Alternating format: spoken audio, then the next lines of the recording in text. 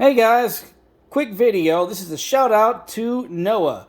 He's a young lad who is apparently a friend of my niece. So, Noah, this goes out to you, buddy.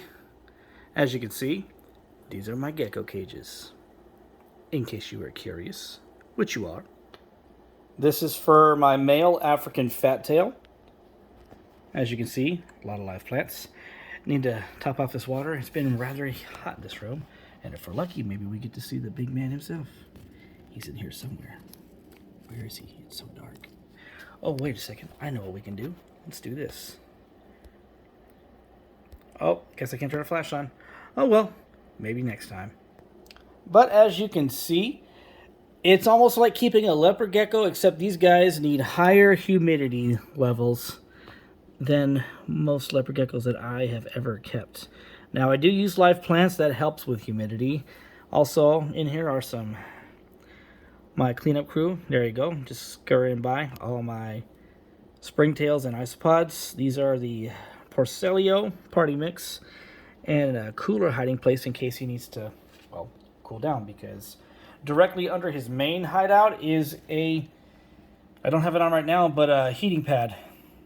I do have a light up here just in case, so that's really cool. And I do got to keep these plants watered, so every morning or so I do spray these plants down so they, get their thirsts quenched, and maybe even, adds more humidity to the cage. On this end, this 3-footer here is where I keep all my females. Now, they cohabitate very well, and a lot of people will probably give me back talk about cohabitating geckos. I do it. Not all the time, but when it does, it does. So, I know that didn't make sense. I don't care. If we're lucky, we get to see one of my girls, maybe all of them. And I'm pretty sure that they are hiding. Oh, by the way, in case you're wondering, this is an African violet. I thought it'd be appropriate considering I have African geckos. Come on, girls. Ooh, there's 2 of them right now. Pretty, pretty girls. Say hi. Look at you bright-eyed girls. Their tails are nice and fat. I probably won't get to feed them until maybe next week. I usually skip a week, maybe a few days in between feedings because they are adults. With babies, if ever you find a baby, you got to feed it every day or every other day. I won't get into the specifics of the details, though. Just know that much until I can make a proper detailed video, because I am not so good with my mouth words, as stated once before. Now, these are bioactive setups, especially one with my Cuban false chameleons. There's the male and the females right there. They just ate. I just fed them some dubia roaches. A few I threw it in loose and they started chasing them and catching them, so it's pretty awesome. Now, I do like this dripper that I have set for them. I will... Oh, wait, there's another roach. They'll catch it later.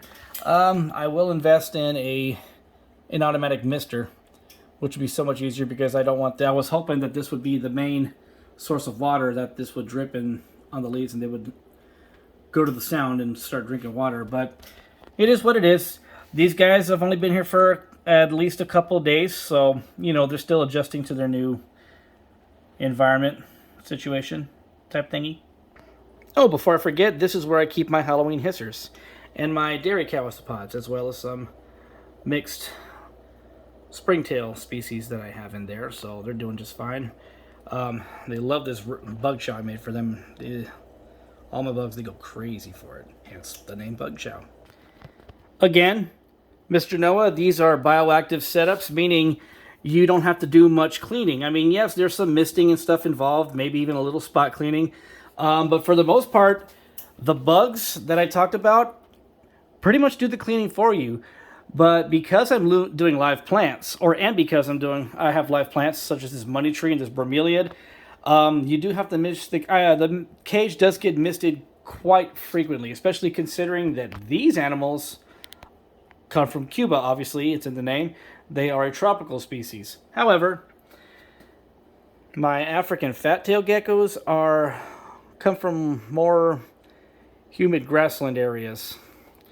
So they're kind of like in between humid and temperate or deserty dry, arid. There we go. Arid is the word I was looking for. Oh, can't talk today.